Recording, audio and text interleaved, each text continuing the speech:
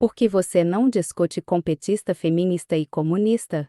Porque eu não sou psiquiatra. A Michelle te ensinou alguma coisa em linguagem? Alguns dizem que eu ensinei a mexer com Libras para não gritar comigo em casa, mas não é verdade. Não. Não é verdade, você sabe fazer alguma coisa? Eu só sei isso. O que é essa aqui? Não sei. Eu te amo, pô. Essa aqui é eu te amo? Achei que era assim. Não sei o que é. Aqui eu te amo, esse aqui é parabéns. Pra mim, isso aqui, se você chegar uma mulher e fizer assim pra mim, eu falo, tudo bem, com quem você me traiu? Achei que isso aqui era... Esse aqui é o Bolsonaro no início do cargo. E nossa projeção, como ele vai terminar, ele vai estar mais ou menos assim. Mas tá com cara de feliz. Tá feliz.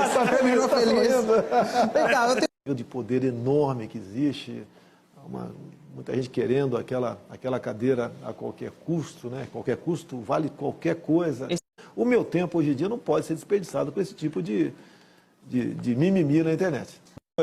Eu defendo a internet 100% livre. Quem queria o controle social da mídia no passado era o PT, não era eu. Sim, eu tenho certeza. E eu lutei muito contra isso, porque esses caras transformaram a internet num ambiente tóxico. Eles inventavam mentiras, eles patrulhavam opiniões. Eu conheço bem a internet. Você imagina o marco civil da internet sendo regulamentado por decreto, né?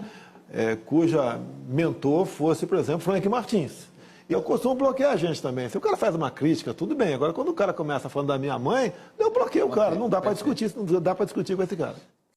Siga meu raciocínio. Se 90% dos brasileiros são a favor da redução da maioridade penal, então, a quem servem os 11 senadores que votaram contra o projeto? Foram eleitos para quê? Para defender a vontade do povo ou para defender seus próprios interesses? Agora, o argumento de quem defende a delinquência sem punição é de que a redução da maioridade penal não acaba com a violência. Lógico, né? Essa não é a função da pena. Pena é castigo. Pena é consequência. Pena é a resposta do Estado ao crime cometido. Ela serve para punir o criminoso e apartá-lo da sociedade para que, enquanto ele estiver preso, não volte a cometer novos crimes.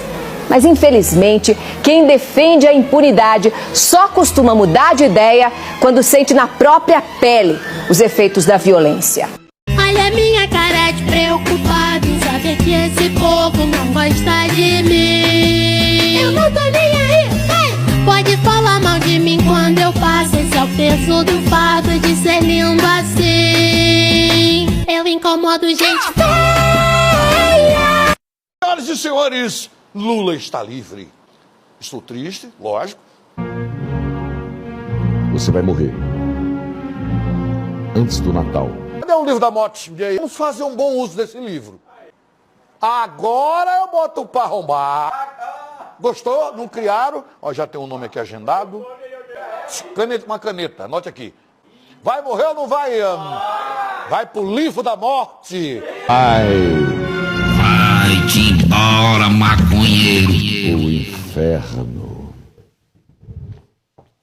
Foi sancionada a lei que torna o assassinato de mulheres crime hediondo. Agora, a lei aumentará de 20 para 30 anos a pena máxima para quem for condenado por feminicídio. Apesar de condenar qualquer abuso ou violência contra mulheres, eu não posso deixar de criticar esse projeto que julgo anticonstitucional. Pois se de acordo com a lei maior, todos são iguais perante a lei, sem distinção de qualquer natureza, se homens e mulheres são iguais em direitos e obrigações nos termos da Constituição, por que punir com maior rigor assassinos do sexo masculino? A justificativa dos defensores da lei é que, por causa da cultura machista, as mulheres estariam em situação vulnerável perante os homens e muitas acabam mortas por maridos, companheiros e ex pela questão de gênero, ou seja, simplesmente por serem mulheres. Mas as estatísticas provam que as maiores vítimas de assassinatos brutais não são as mulheres, são os homens, jovens, pobres e negros. Então, partindo do mesmo argumento da lei do feminicídio, não seriam os homens, os pobres, os jovens e os negros igualmente vulneráveis? Não deveríamos então criar uma lei penal específica para cada um desses, digamos, grupos de risco? Se nós, mulheres, rejeitamos veementemente o rótulo machista de sexo frágil, por que então nos sujeitamos convenientemente à vitimização? Por que militamos por leis paternalistas? Por que nos deixamos tutelar pelo Estado de forma diferenciada, como se não fôssemos iguais aos homens? Quem luta por direitos iguais não pode exigir privilégios diferentes. Além de afrontar o princípio constitucional da igualdade, essa lei sexista, ela pode ter o efeito inverso do que pretendem seus defensores e acirrar ainda mais o preconceito por gênero. Não é possível que tratemos vidas humanas com 2 pesos e 2 medidas, como se a vida de uma mulher valesse mais do que a vida de um homem. É por isso que eu digo, todo castigo para corrupto é pouco, porque é graças a ele que o país não funciona, as estradas não andam, o fiscal não multa, a polícia solta, a justiça não pune, a saúde padece. O SUS, por exemplo, completou 25 anos, mas ainda não saiu da emergência, não tem gestão, porque o gestor não é um técnico, é um político que ganhou o cargo por apadrinhamento. O SUS não tem investimento porque os poderosos não precisam dele. E a pouca verba que deveria chegar ao SUS não chega porque encontrou um corrupto no caminho. Aí não tem remédio para o doente, o leito não acolhe o enfermo, o médico não atende o paciente. Aí o povo espera na fila, agoniza na maca e morre no corredor. E nada muda, porque com o dinheiro da corrupção, o corrupto volta ao poder, como num ciclo vicioso, como numa maldição recorrente, um mal que não tem cura e do qual ninguém quer se curar. Que direitos humanos é defender a minoria, não é defender a minoria, não é isso aí. Nós temos que brigar para que todos nós sejamos iguais perante a lei. Sim.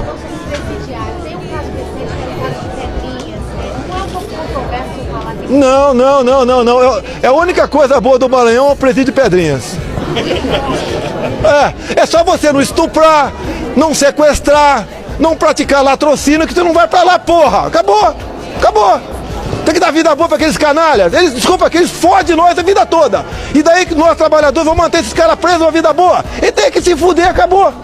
Olha, quando eu falo em pena de morte, é que uma minoria de marginais aterrorizam a maioria de pessoas decentes. Quando se fala em menor vagabundo, como esse que foi preso lá no Porto, Rio de Janeiro, você tem que ter uma política para aprisionar esses caras, buscar a redução da moralidade penal e não defender esses marginais como se fossem excluídos da sociedade. Não são excluídos, são vagabundos, que devem ter um tratamento adequado. Buscar uma maneira de dizer à sociedade que eles foram enganados com o Estatuto de Desarmamento, só desarmou o cidadão de bem, os marginais continuam armados. Tá ok?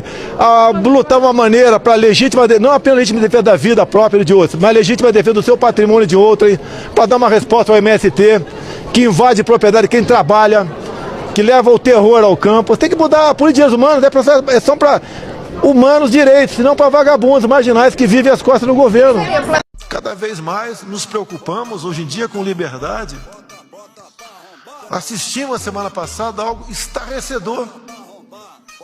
Numa grande rede de televisão, num quadro conhecido como Liberdade de Opinião, um famoso jornalista foi demitido por sua opinião. Não tem coisa mais absurda do que isso.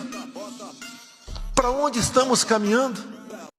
O marginalzinho amarrado ao poste era tão inocente que, em vez de prestar queixa contra os seus agressores, ele preferiu fugir antes que ele mesmo acabasse preso. É que a ficha do sujeito está mais suja do que pau de galinheiro.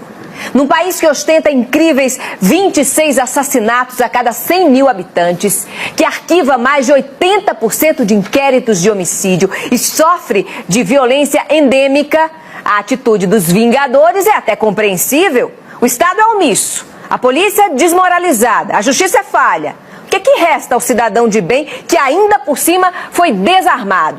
Se defender, é claro. O contra-ataque aos bandidos é o que eu chamo de legítima defesa coletiva de uma sociedade sem Estado contra um Estado de violência sem limite. E aos defensores dos direitos humanos que se apiedaram do marginalzinho preso ao poste, eu lanço uma campanha. Faça um favor ao Brasil, adote um bandido.